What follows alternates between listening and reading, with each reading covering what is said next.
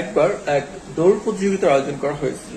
তো এখানে পার্টিসিপেন্ট ছিল কিছু কুকুর, আর হচ্ছে একটা বাঘের পার্টিসিপেন্ট ছিল।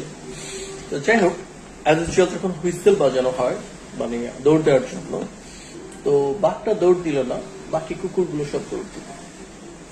দেন যথারীতি যাই হোক, ওখানে থেকে কিছু একটা রেজাল্ট আসলো।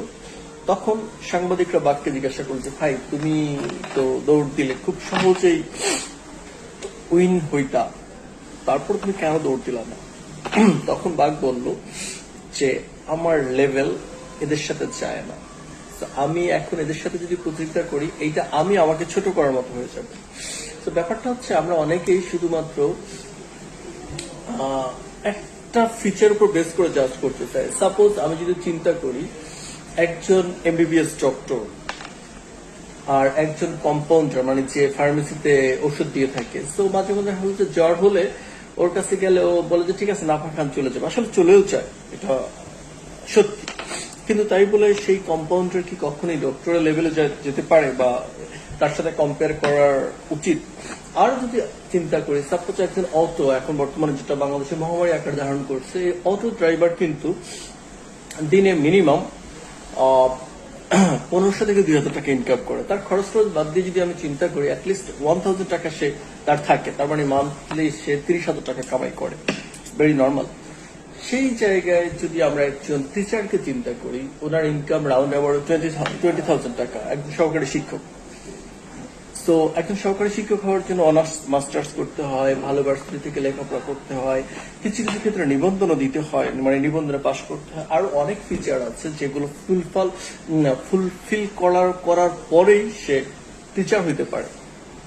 সো এখন আমি যদি শুধু টাকার অঙ্কটা দিয়ে চিন্তা করি, একজন অটো ড্রাইভার যার ওইভাবে শিক্ষার দরকার নাই, সে কিন্তু 30,000 টাকা ইনকাম করতেছে পার মান্থ। সেক্ষেত্রে আমার একজন টিচার যিনি অনেক রেসপেক্টেড, যিনি মানুষ গড়ার কারিগর, তিনি কিন্তু পাচ্ছেন অনলি 20,000 টাকা, রাউন্ড অ্যাবাউট 20,000 টাকা, কিছু কম বেশি হতে পারে। সো এই ক্ষেত্রে যদি আমি ওইটা চিন্তা করি, তাহলে তো অতই ভালো। ব্যাপারটা যদি এরকম হয়, তার মানে আমার চিন্তা করার, আমার জাজ করার জাজমেন্টারিয়াল পাওয়ারটা অনেক লো, এটাই প্রমাণ করে। সো সাজ করতে হলে অ্যাটলিস্ট কিছু মিনিমাম ক্যাপাসিটি থাকা জরুরি।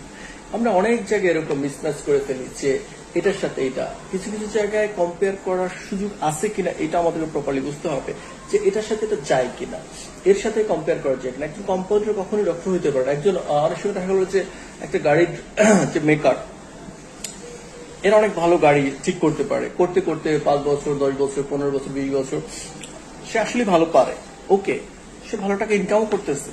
বাট তাই বলে কি তার সাথে কখনো মেকানিক্যাল ইঞ্জিনিয়ার কম্পেয়ার করা চলে? এটা কি ওয়াইজ হবে? আই থিঙ্ক এটা আমার বা আমাদের যারা আমরা কম্পেয়ার করি বা করতে চাই, এদের জ্ঞানের দূরদর্শিতার অভাব আমি মনে করি। এটা আমার পার্সোনাল, আমি কাউকে আঘাত করার জন্য এটা বলি নাই।